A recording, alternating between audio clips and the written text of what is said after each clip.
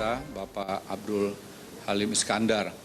Dalam pertemuan tadi, kami membahas sejumlah topik yang intinya adalah bagaimana kita semua bisa membangun desa agar betul-betul bisa menjadi desa mandiri yang mampu melakukan berbagai upaya dalam rangka pencegahan COVID-19 maupun upaya penanganan lebih lanjut.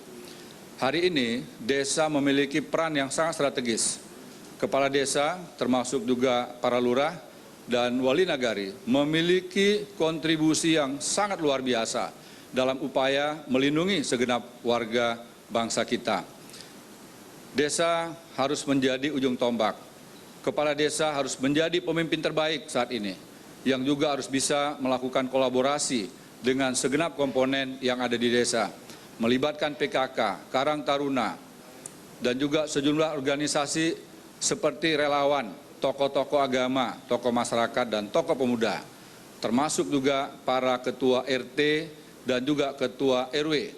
Semoga dengan upaya kita bersama, desa menjadi ujung tombak untuk menjadi pelindung bagi bangsa kita. Dan saya mengucapkan terima kasih kepada para kepala desa, kepada lurah, kepada wali nagari yang telah berbuat banyak untuk melindungi warga kita semua. Demikian, wabillahi taufiq wal hidayah. Wassalamualaikum warahmatullahi wabarakatuh.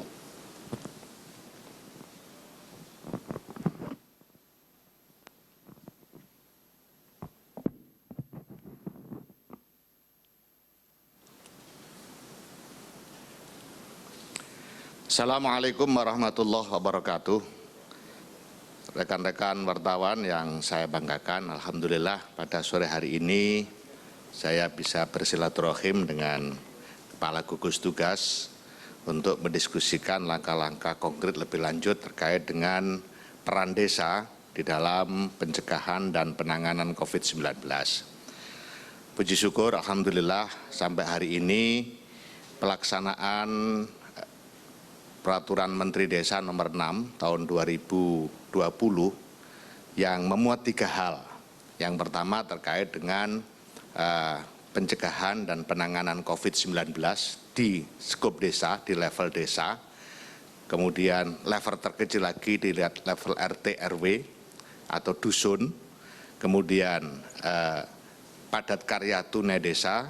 Dan yang ketiga, sebagaimana sudah banyak dimaklumi, terkait dengan dana desa bisa digunakan untuk bantuan langsung tunai sesuai dengan arahan Bapak Presiden. Nah, pada sore hari ini saya ingin melaporkan terkait dengan progres terbaru penanganan pencegahan dan penanganan COVID-19 di tingkat desa. Sebagaimana sudah dimaklumi bahwa tiap desa sesuai dengan Permendes diharuskan untuk membentuk relawan Desa Lawan COVID-19 dengan tugas pencegahan penanganan COVID-19.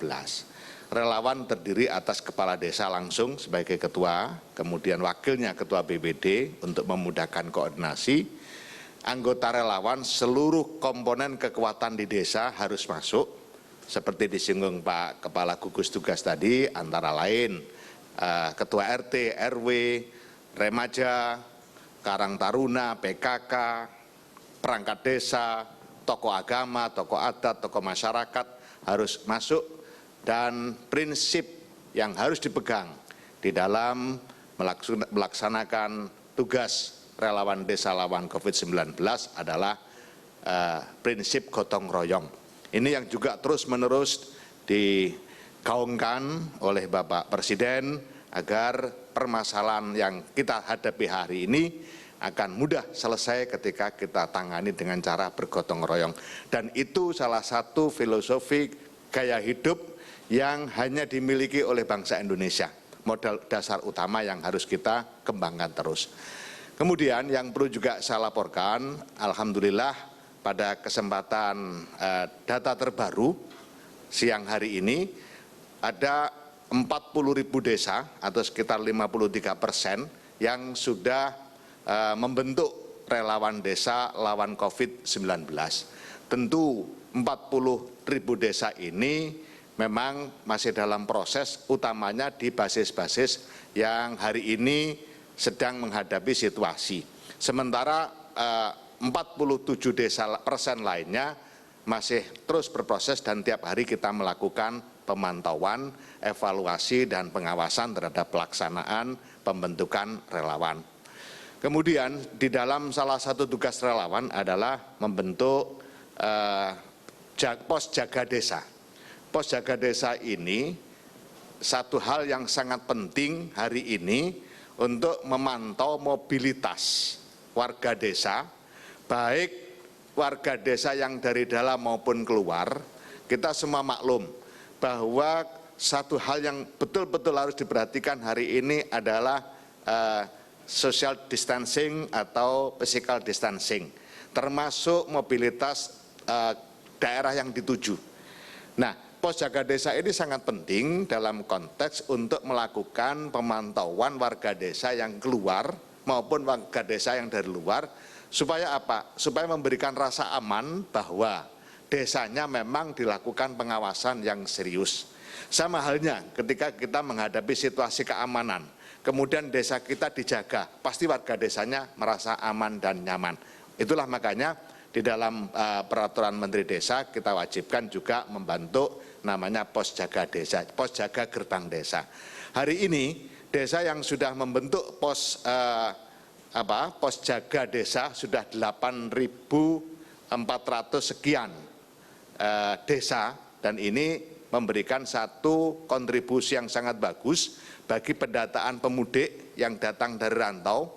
Itu sudah dilakukan oleh 31.615 desa, atau dengan kata lain 42% desa di Indonesia sudah melakukan aktivitas, melakukan pemantauan terhadap pemudik. Ini penting sekali karena dengan memantau pemudik maka bisa memberikan saran dan masukan terkait dengan apa yang harus dilakukan. Sebagaimana ditetapkan oleh BNPB, oleh Kepala Gugus Tugas, bahwa pemudik atau siapapun dari rantau ke desa langsung berstatus ODP. Nah, inilah makanya ketika sudah berstatus ODP, maka tugas relawan desa yang lain adalah membentuk atau menyiapkan ruang isolasi desa. Nah, ruang isolasi desa ini sangat penting karena sebagaimana dimaklumi bahwa tidak semua warga desa meskipun rumah dari sisi luasannya cukup, tapi bisa digunakan untuk isolasi mandiri. Kenapa? Karena biasanya volume luasannya cukup tapi kamarnya cuma satu. Nah, kalau kamarnya cuma satu tentu ini sulit untuk bisa melakukan isolasi mandiri. Disitulah maka posisi desa punya peran penting dalam menyiapkan ruang isolasi. Alhamdulillah hari ini desa yang sudah menyiapkan ruang isolasi untuk kepentingan ODP yang datang ke desa dengan segala fasilitas yang tersedia, itu ada 8.954 desa dengan fasilitas kurang lebih 35.000 tempat tidur. Jadi ruang isolasi itu di dalamnya ada tempat tidur, ada fasilitas dan tempat-tempat yang dipakai, misalnya sekolah SD, PAUD, ruang balai desa dan seterusnya.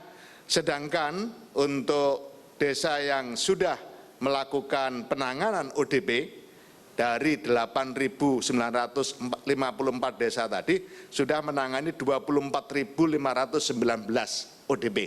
Itu artinya aktivitas desa sudah cukup bagus di dalam konteks untuk mempersiapkan diri dan menuju, saya katakan menuju, sebagaimana disampaikan oleh Bapak Kepala Gugus Tugas tadi, menuju desa mandiri di dalam pencegahan dan penanganan COVID.